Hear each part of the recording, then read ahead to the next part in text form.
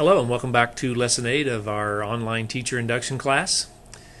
And as our introduction reminds me, I want to thank you for bearing with me as I've tried to play with some new technology and learn some new technology in presenting this online teacher induction class. And as we wind down with about our last 2 or 3 videos, you'd think I would have learned a little bit better how to present the technology, but we're still working on that. Hopefully you have gleaned some information from the videos regardless of the poor technology techniques. As the heading indicates, today we're going to talk about headings and using that as a firm classroom procedure. We're also going to look at instructional strategies. And when you look at instructional strategies, we want to talk about how you embed those into daily procedure. So we're going to look at 2 strategies that teachers can use that are research-based, highly effective strategies. These research strategies are based on Robert Marzano's 9 instructional strategies that work. When Robert Marzano presented these 9 instructional strategies, he put those in the order of their effectiveness. So as we look at these, we're going to look at a couple of creative ways to use the first 2 Marzano strategies in your daily procedures. Now that the teacher has established the mode of procedure for putting headings on papers, names on papers, and information that they want on the paper, we look to specific instructional strategies that they may use on a daily basis in the classroom. I'm just going to provide a few examples, very quick examples today. The first one goes along with Marzano's instructional strategies that work. In strategy number 1, identifying similarities and differences. And one way that teachers can set this up in their daily procedure is by using a T-chart. And a T-chart is just very simple. It's just the way it was described on the student paper. The student puts their normal heading on the paper every day, and then they make the T in the paper. The teacher might want to have them put the task at the top of the T. In this specific use, the T-chart is often used for compare, contrast, identify similarities, identify differences. And when students do this, that raises their thinking level, or their Bloom's level, to a higher level.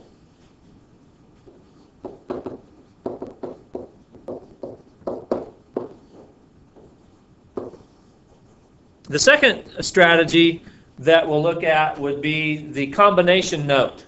The combination note is related to Marzano's second strategy of note-taking, and it also can bring in embed in some of the first strategy in identifying similarities and differences. So the student goes through the normal procedure of putting their heading on their paper as they do every day. And then for using combination notes, the student puts an I in his or her paper.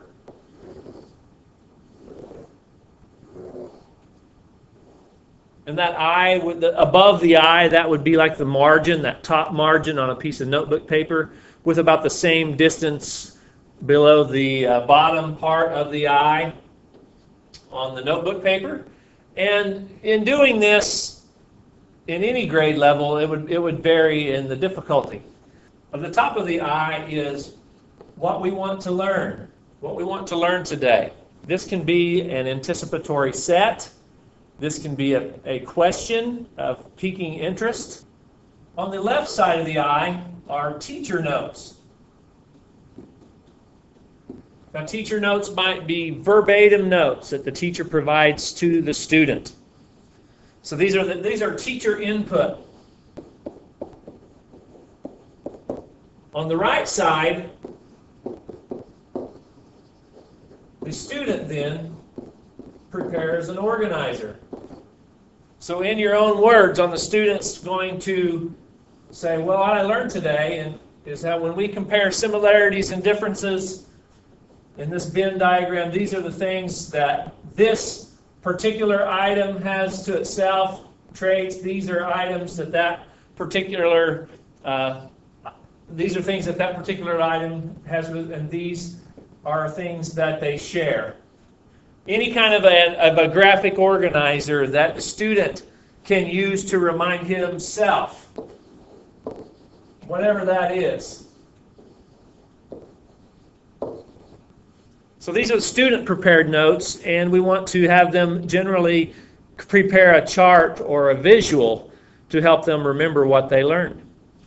And then underneath at the bottom then is a summarizing statement in this combination note.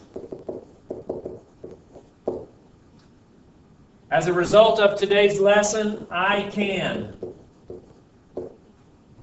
I like those kind of statements, and I think that you will see those are research-based, that having students verbalize, as a result of today, I can do this. I can explain this. And those I can statements, I'm sorry, it's hard to read this, in my own words.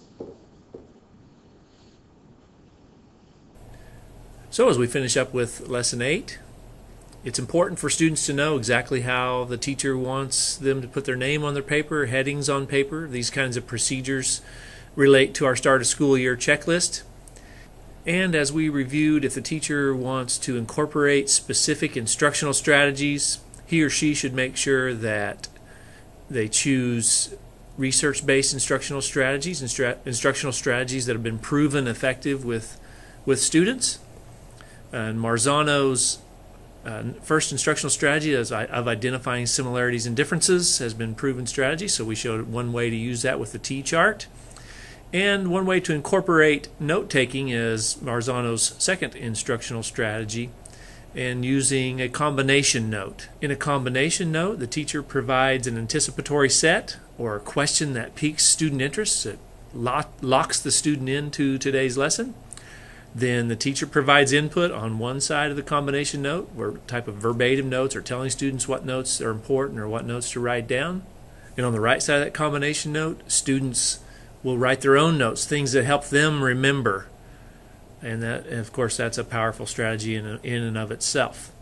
And in the bottom of the combination note, students write I can statements, or put what they learned. Today I learned, today I can explain. As a result of today's lesson, I can. So hopefully just a couple of ideas to get you started on your way. Whatever instructional strategies you choose, remember, communicate those to students and practice those.